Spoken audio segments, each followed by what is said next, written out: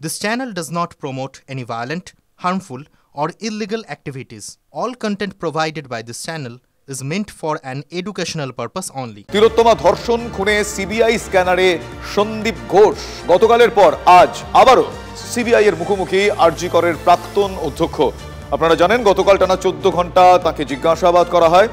তদন্ত চলছে, গুজব ছড়াবেন না এমনটা তিনি আজ বলেছেন। সঞ্জয়ের সঙ্গে তার বৈঠকের দাবি তিনি ভুল বলেছেন।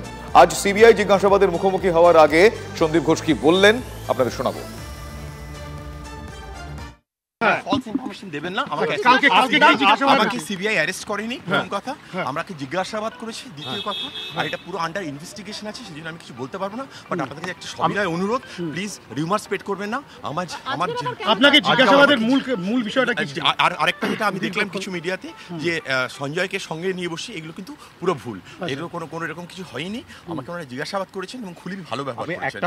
একটাই প্রশ্ন করব আপনাকে, সবাই আপনাকে কেন মাস্টারমাইন্ড বলছে? তদন্তকারীরা সন্তুষ্ট হয়নি বলেই খবর, তাই তাকে দ্বিতীয় দিন তলব করা হয়েছে। এবং এই জিজ্ঞাসাবাদ প্রক্রিয়ার মধ্যে হাসপাতালের ঘটে যাওয়া ওই মর্মান্তিক ঘটনা সম্পর্কে একাধিক বিষয় জানতে চাওয়া হয়েছে এবং বেশ কিছু ক্ষেত্রে তদন্তকারীরা তার জবাবে সন্তুষ্ট হয়নি। তদন্তকারীরা জানতে চেয়েছে সন্দীপ ঘোষের কাছে যে তিনি কখন ঘটনার ব্যাপারে জানতে পেরেছিলেন, যখন তিনি জানতে পারেন তিনি তখন কোথায় ছিলেন এবং হাসপাতালের তরফ থেকে কে ফোন করে জানায় এবং নির্দিষ্ট করে কি জানানো হয়েছিল। জানানো হয়েছিল কি খুন, নাকি জানানো হয়েছিল আত্মহত্যা, একই সঙ্গে কোন জায়গায় ঘটনা ঘটেছে বলে হাসপাতালের তরফ থেকে জানানো হয় সেটাও তার কাছ থেকে জানতে চাওয়া হয়েছে। ঘটনা শোনার পর তিনি কি করেছিলেন, তিনি কি স্বাস্থ্য ভবনে জানিয়েছিলেন, পুলিশকে জানিয়েছিলেন, নাকি কোনো আধিকারিককে, পদস্থ আধিকারিককে জানিয়েছিলেন, সেটা তার কাছে জানতে চাওয়া হয়েছে। একই সঙ্গে ঘটনা ঘটার কতক্ষণ পর তিনি হাসপাতালে পৌঁছেছিলেন সেটাও তদন্তকারীরা তার কাছ থেকে জানতে চায়। পৌঁছে তিনি কি দেখেন, কোন ঘরে দেহ পড়েছিল, কোন জায়গায় কি অবস্থায় দেহ পড়েছিল সেটা তার কাছ থেকে জানতে চাওয়া হয়। একই সঙ্গে তাকে ফোন করে যারা জানিয়েছিল তাদের বয়ানের সঙ্গে তিনি গিয়ে যা দেখেন তার কি মিল ছিল সেটা তদন্তকারীরা জানতে চান।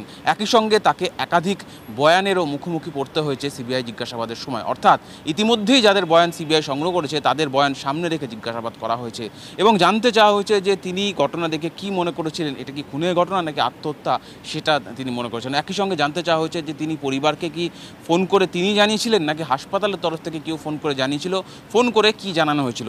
কারণ ইতিমধ্যেই পরিবার দাবি করেছে যে এই ঘটনায় তাকে হাসপাতালের থেকে অ্যাসিস্ট্যান্ট সুপার পরিচয় দিয়ে কেউ ফোন করে জানিয়েছিল যে তাদের এই তিলোত্তমা আত্মহত্যা করেছে। ফলে একাধিক প্রশ্নের মুখোমুখি পড়তে হয়েছে প্রথম দিন, আজকে আবার একাধিক প্রশ্নের মুখোমুখি পড়তে হবে এই সন্দীপ ঘোষকে।